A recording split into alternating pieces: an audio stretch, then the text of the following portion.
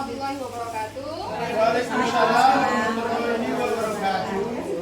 Alhamdulillah kita ucapkan kepada Allah Subhanahu wa taala karena masih diberi kesempatan untuk berkumpul pada siang hari ini. Rutinitas kita seperti biasa yaitu komunitas belajar. Nah, pada hari tanggal 24 sampai 25 kemarin saya mendapat undangan dari BGP Balai Guru Penggerak untuk implementasi kurikulum Merdeka. Dan di sini saya diminta untuk mengimbaskan ke sekolah, lalu ke satu sekolah lain. Nah, jadi pada hari ini saya akan berbagi praktik baik tentang pengimbasan kurikulum Merdeka. Yang pertama kita lakukan, ayo sebelum kita masuk ke materi, kita ice breathing dulu. Silakan Bapak Ibu, silakan berdiri semuanya. Ya, ice breathing dulu. Diri mana? Berdiri Pak. Stick. Mari berdiri. Dan ini tepuknya tepuk semangat. Tapi pertama gini ya Bapak Ibu, tepuk semangat. Dang dang dang. Ding ding ding. Dung dung dung. Dang dang dang. Ding ding ding. Dung dung dung. Aha aha. Ma aha aha. Net semangat. Dah kita ulang sekali lagi ya.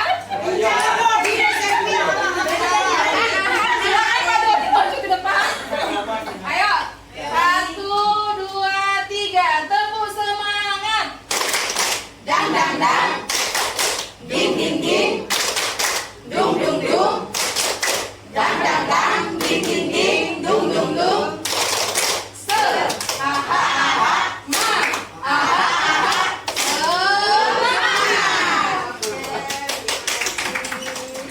semangat. Lanjut, ini adalah kesepakatan kelas kita, maksudnya kesepakatan dalam saya menyampaikan pada hari ini, yaitu yang pertama hadir tepat waktu, yang kedua fokus dan berpartisipasi aktif pada kegiatan ini, lalu menerima telepon di luar ruangan, yang keempat menghargai pendapat peserta lain, semua pendapat dan pertanyaan itu berharga, lalu yang terakhir bertanya atau memberikan pendapat dengan tertib. Nah, dari kesepakatan ini adakah yang tidak setuju Bapak Ibu?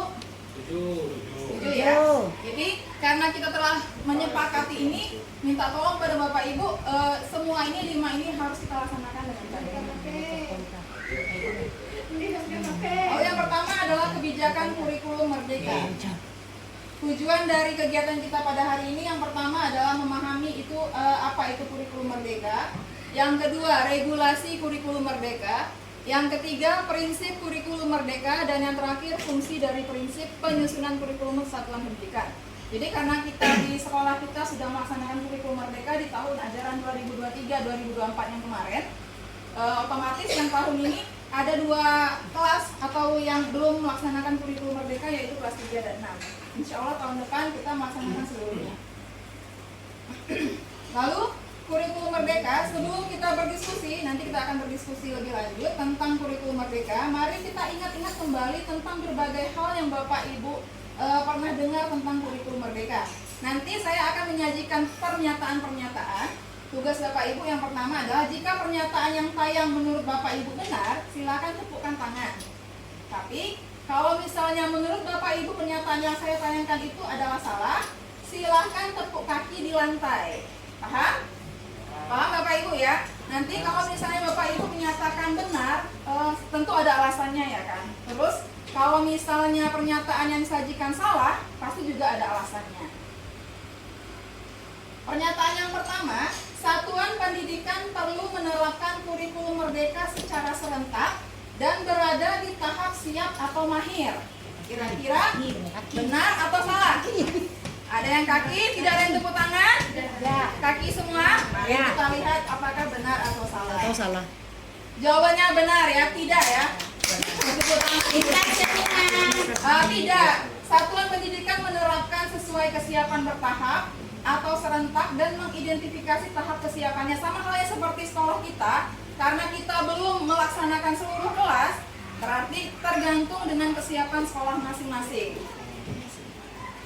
Lalu pernyataan yang kedua, menurut Permendikbud nomor 12 tahun 2024, kurikulum satuan pendidikan ditetapkan oleh Kepala Satuan Pendidikan. Bapak lah yang tahu. Ada yang tepuk tangan, ada yang menghentakkan kaki. Kece kepsek tepuk tangan. Silakan Pak Dodi, kenapa menghentakkan kaki? Alasannya apa Pak? Silakan Pak, alasannya apa? Kenapa Pak Dodi menghentakkan kaki? Menurut Pak Dodi tidak ditetapkan oleh Kepala Satuan Pendidikan. Karena apa? Menurut saya kurikulum itu kan sifatnya nasional. Nah, kalau ditetapkan oleh kepala satuan pendidikan dan kepala sekolah di sini. Oh, Jadi itu menurut saya. Ya, menurut Pak Dodi tidak ditetapkan oleh Kepala Satuan Pendidikan. Tadi Pak Jepri itu tangan. Kenapa alasannya Pak? Ada nyamuk, Jep, ada nyamuk tadi. Kan Pak Jep? Sengaja lewat jalan. Mari kita lihat Menurut jawabannya. Ambo salah. Apakah benar apa salah? Benar, benar. Menurut saya benar. 2024, ditetapkan oleh Kepala Satuan Pendidikan. Jawabannya iya. Karena penetapan kurikulum itu ditetapkan oleh kepala sekolah. Betul ya Pak. Apa kok nggak tepuk tangan tadi? Bapak nyuruh tepuk tangan. Pernyataan yang ketiga, format kurikulum satuan pendidikan tidak perlu dibuat seragam. Tepuk tangan, tepuk tangan. Ada yang tepuk tangan, ada yang idem diam. Apakah udah tahu? Tepuk tangan, Bang, tepuk tangan. Jawabannya ialah iya. Kurikulum satuan pendidikan tidak seragam karena perlu menyesuaikan dengan karakteristik sekolah. Ya berbeda-beda antara kita di sini dengan kita di kota tentu saja berbeda. Terus pernyataan yang keempat, kurikulum satuan pendidikan direvisi 4 sampai 5 tahun sekali oleh satuan pendidikan. Benar apa salah? Benar. Bukan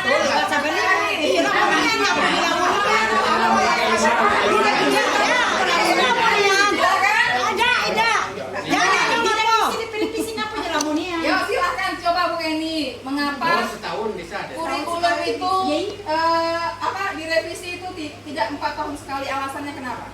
Karena biasanya setahun sekali saja bisa direvisi sesuai dengan keadaan. Iya betul.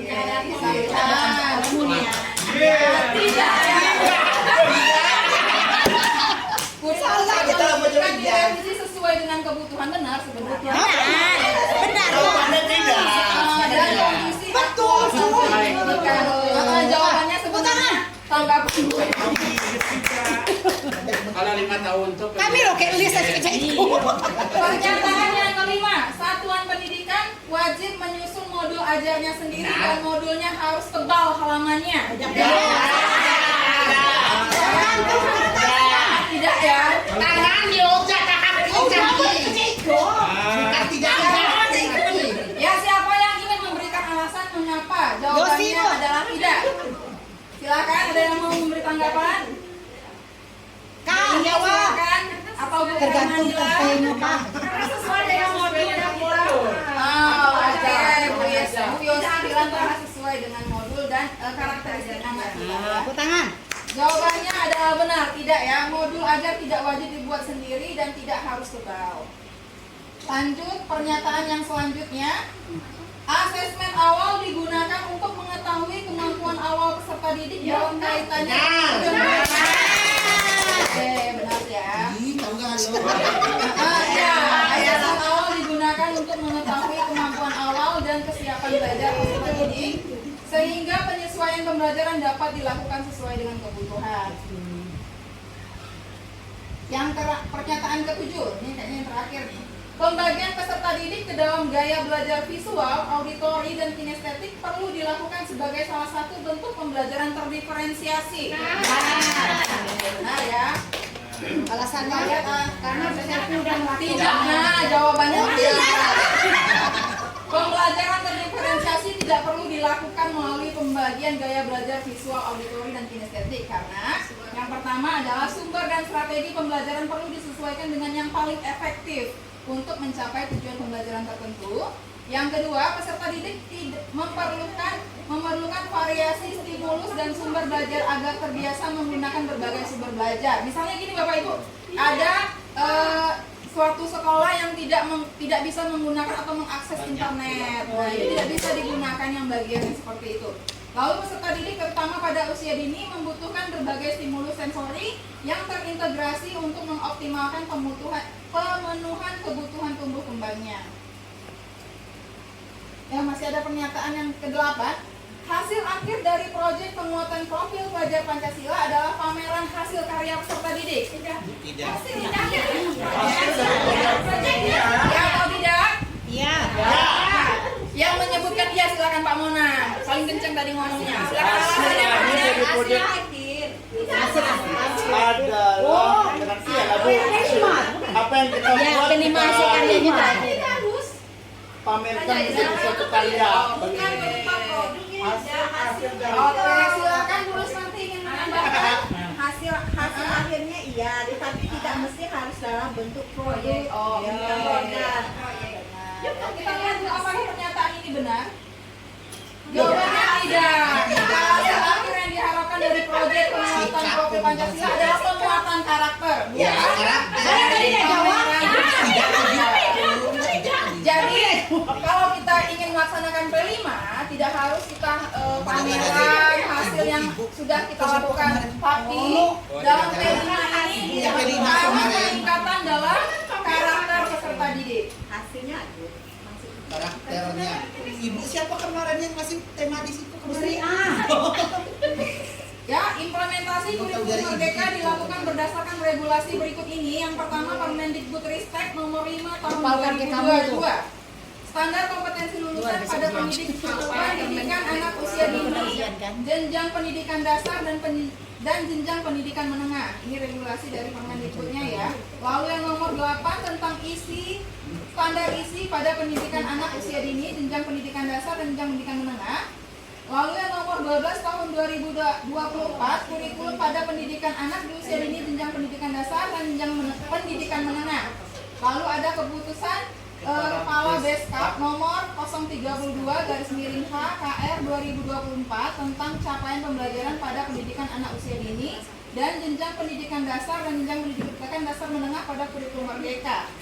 Lalu yang keputusan Kepala Beskap nomor 31 H/KR 2024 tahun 2024 tentang kompetensi dan tema proyek penguatan profil pelajar Pancasila. Ini bisa kita baca nanti, ini akan saya share materinya. Lanjut. Kurikulum merdeka dirancang dengan prinsip satu, yang pertama adalah fleksibel. Kurikulum satuan pendidikan dapat disesuaikan dengan kebutuhan pengembangan kompetensi peserta didik, karakteristik satuan pendidikan, dan peserta didik secara konteks sosial budaya setempat.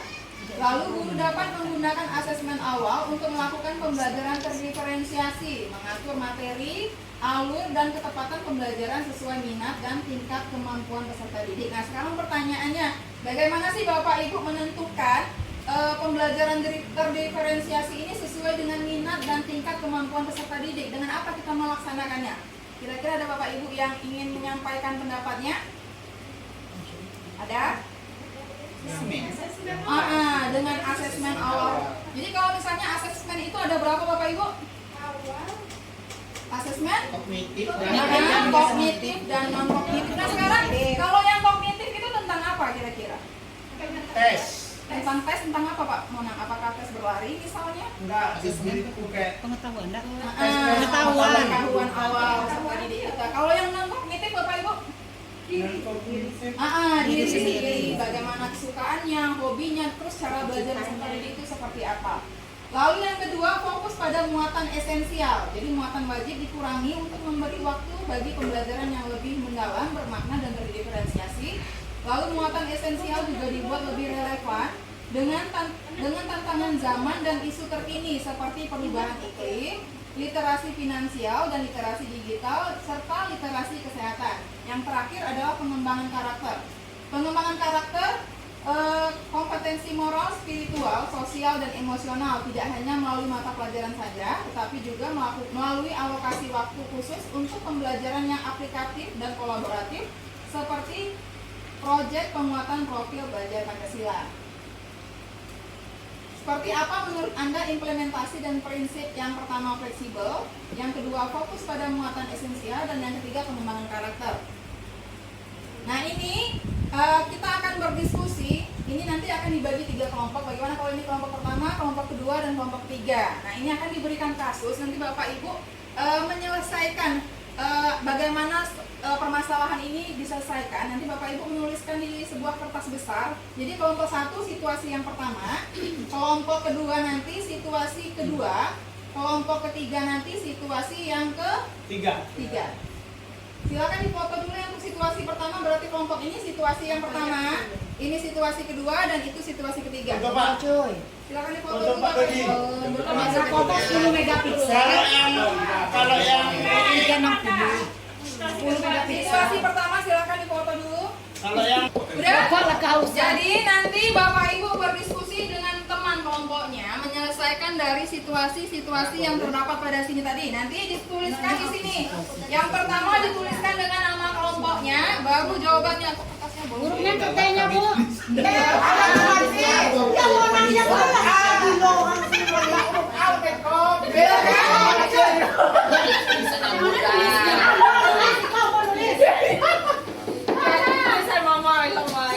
orang beda nggak galau dari sih kok nulis.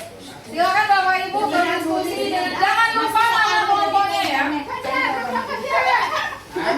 yang Pak Dimas adalah pengawas SMP di Kota D. Yang kelompok 2, kelompok 1, yang besar, kelompok 3. Oh, sampai nama kota. Iya, pakai aja. Kertasnya. Biar cepat dulu ya. Sesuai nggak itu? Silakan dibuat anggotanya masing-masing. Jangan kau itu kan Jel. Nggak capek tambah Selfie habis selfie. Habis kayak nama anggota aja selfie. Jangan terlalu besar. Tidak bisa mana ya? Ayo ini semangat Satuan pendidikan. semua paket. Kamu kan yang gabungan guru.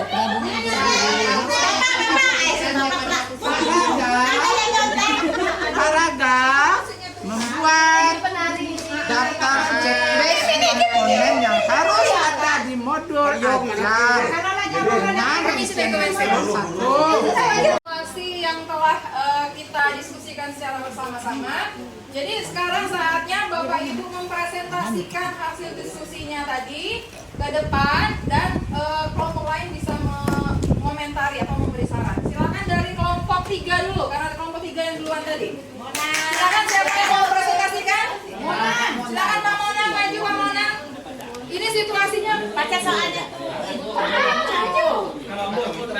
silakan Pak Mona baca dulu situasinya di sini Pak Mona. Oke, Selamat siang. selamat siang. Ini Pak. Nah, kami dari kelompok 3 akan memberikan pendapat kami sesuai dengan materi di situasi 3. Materi situasi 3 adalah Pak Dimas adalah pengawas SMP di Kota D. Pak Dimas sedang melakukan peninjauan pelaksanaan proyek penguatan profil Pancasila di sebuah satuan pendidikan. Pak Dimas mendapati bahwa hasil dari proyek satuan pendidikan tersebut adalah kesepakatan kelas untuk melakukan aktivitas yang mengurangi banyaknya sampah yang dibuang warga satuan pendidikan. Pak Dimas merasa hasil tersebut telah maksimal dan meminta satuan pendidikan membuat pagelaran proyek penguatan profil Pancasila. Pertanyaannya, saran apa yang Anda berikan kepada Pak Dimas agar dapat mendampingi pelaksanaan proyek penguatan profil perayaan Pancasila yang berkualitas? Saran dari kelompok kami ada 4. Yang pertama, karena berbicara Pak Dimas, kita berbicara pastikan Pak Dimas memiliki pemahaman yang mendalam tentang tujuan dan esensi profil pelajar Pancasila. Yang kedua, libatkan dalam perencanaan proyek sejak awal, jadi melibatkan seluruh komunitas satuan pendidikan tadi. Yang ketiga, ajak peserta didik untuk terlibat aktif dalam memilih tema proyek yang menarik minat mereka. Yang terakhir, pastikan ketersediaan sumber daya yang memadai seperti materi, teknologi, dan dukungan finansial. Itu saran yang dapat kami berikan untuk Pak Dimas dari kelompok 3. Terima kasih. Semoga Pak Dimas mengerti. Oke, tepuk tangan dulu untuk kelompok 3 Bapak Ibu. Apakah dari kelompok 1 dan kelompok 2 ada tanggapan? Pas. Kelompok 2 bagaimana? Apakah ada tanggapan kelompok 2 Pak Jeffrey? Dan lain-lain? Pas? Pas setuju dengan kelompok kelompok 3 berarti ya saran yang diberikan untuk Pak Dimas. Setuju? Setuju. Kelompok 1 ada yang ingin memberikan saran? Pas. Oke, tepuk tangan sekali lagi dong. Dan silakan maju untuk kelompok 2.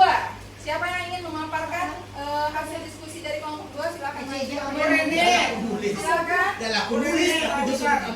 Bapak maju, Bapak mau yang terlibat. Pak Bos terlibat kelompok 2. Banyak ini sih kebacu nih. Iya, langsung elak disuruh maju. Maju Kang Bruni, operator 2. Nanti foto tiga kementerian nanti. Enggak, kami bagi itu yang dalam yang memberi materi nanti itu. Baca dua. Baiklah, kami dari kelompok 2 mengenai situasi Pak Raka adalah pengawas di Kota B. Pak Raga apa Pak Raka, Bu? Pak Raga mengharapkan satuan pendidikan untuk membuat modul asal selama 1 semester dengan lengkap. Pak Raga membuat daftar checklist komponennya. Harus ada di modul ajar dengan rincian berikut. Menurut kelompok kami, yang harus dibuat rinciannya oleh Pak Raga yaitu secara umum modul ajar pembelajaran merujuk pada platform Merdeka melalui komponen minimum sesuai dengan panduan pembelajaran dan asesmen yaitu tujuan pembelajaran, rencana asesmen di awal dan di akhir pembelajaran, langkah pembelajaran serta media pembelajaran. Yang kedua, apa itu 4C? Kreatif, kritikal thinking, kolaboratif, dan komunikasi. Merupakan kompetensi yang diperlukan untuk menyiapkan siswa untuk menghadapi tantangan di era global pada saat ini. Yang ketiga, membuat penilaian karakter profil Pancasila peserta didik.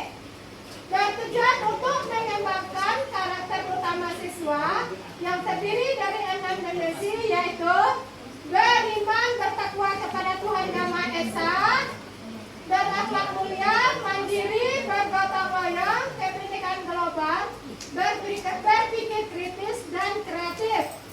Yang keempat, terdiri dari kegiatan pendahuluan, inti, penutup. Menurut Anda, apa yang penting ada dalam perencanaan pembelajaran? Menurut kami, semuanya penting. Baik itu pendahuluan, kegiatan inti, maupun penutup. Sekian dan terima kasih. Tepuk tangan dulu. Tangan untuk Rini. Apakah ada yang memberikan saran? Pas? Pas. Oke, lanjut untuk kelompok dari 1. Silakan maju siapa yang ingin mempresentasikan Bapak Ibu. Ayo.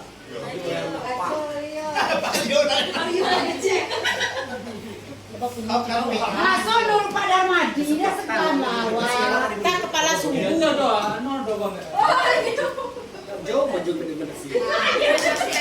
Dokumentasi, foto.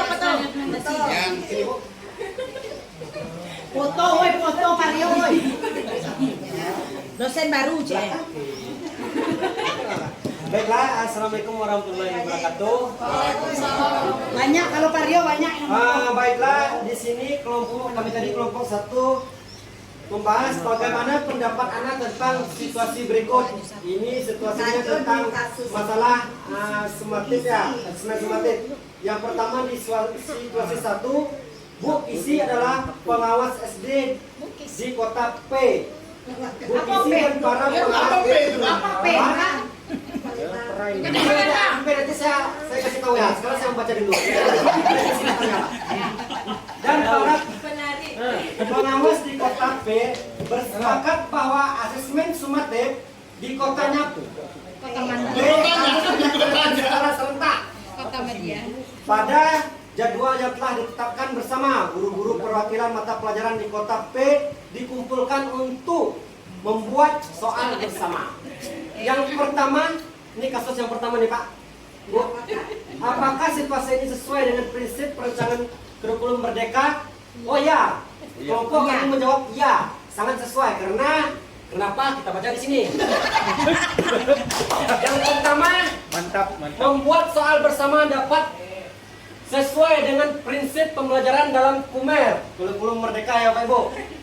Untuk mewujudkan prinsip tersebut, guru dapat poin yang pertama, yang ke-1, memetakan kemampuan awal siswa. Yang kedua, menyesuaikan perangkat ajar dengan kebutuhan siswa. Yang ketiga, memvariasikan model dan metode pembelajaran sesuai dengan gaya belajar, minat, bakat, dan jenis kecerdasan siswa.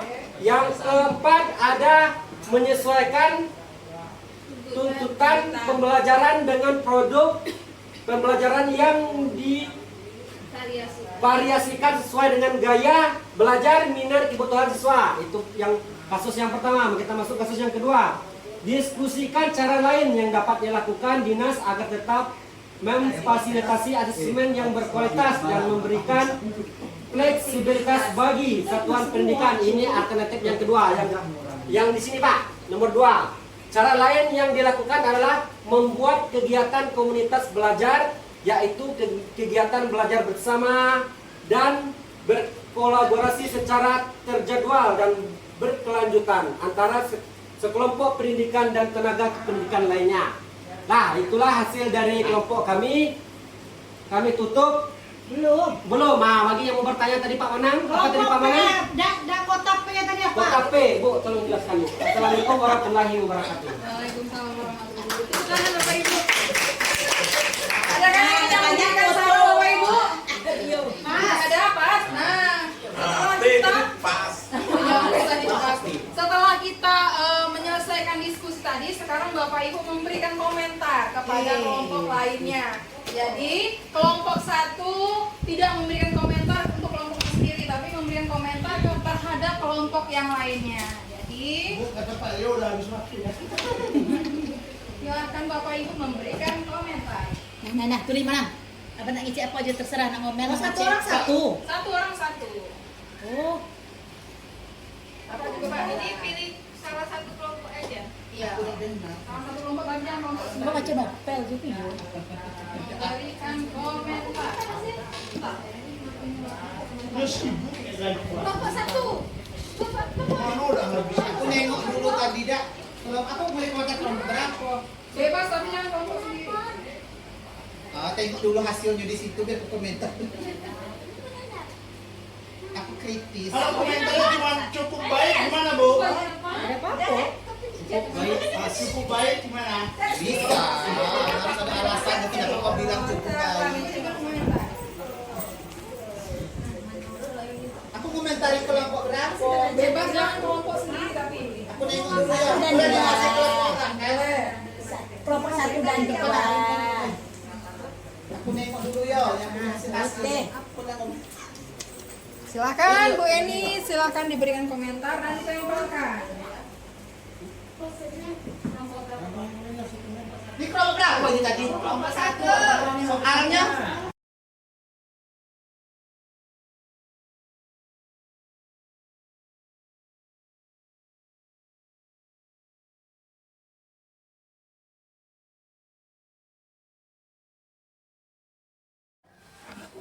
Assalamualaikum warahmatullahi wabarakatuh. Waalaikumsalam warahmatullahi wabarakatuh. Perkenalkan, nama saya Selvi Gustalia. Saya dari SD 14 Menarik. Sebelumnya terima kasih kepada Bu Yeni yang telah memberi kesempatan kepada saya untuk melakukan pengimbasan tentang implementasi kurikulum Merdeka. Apakah NTK ini sudah implementasi kurikulum Merdeka sudah digunakan, Bu? Sudah. Alhamdulillah sudah ya. Lanjut ke ini. Dan kesepakatan kita sebelum memulai materi ini hadir tepat waktu. Alhamdulillah saya yang terlambat. Lalu yang kedua, fokus dan berpartisipasi aktif pada kegiatan lokakarya ini. Lalu menerima telepon di luar kelas, menghargai pendapat peserta lain karena semua pendapat itu adalah berharga. Lalu yang terakhir, bertanya atau memberikan pendapat dengan tertib. Lalu yang pertama, kebijakan kurikulum Merdeka. Nah, di sini ada tujuannya, yaitu yang pertama memahami kurikulum Merdeka. Yang kedua, regulasi kurikulum merdeka. Yang ketiga, prinsip kurikulum merdeka. Yang keempat, fungsi dan prinsip penyusunan kurikulum satuan pendidikan. Lalu ini ada beberapa pernyataan yang akan saya ajukan nanti Bapak Ibu. Kalau misalnya jika pernyataan ini menurut ibu-ibu adalah benar, silakan memberikan tepuk tangan.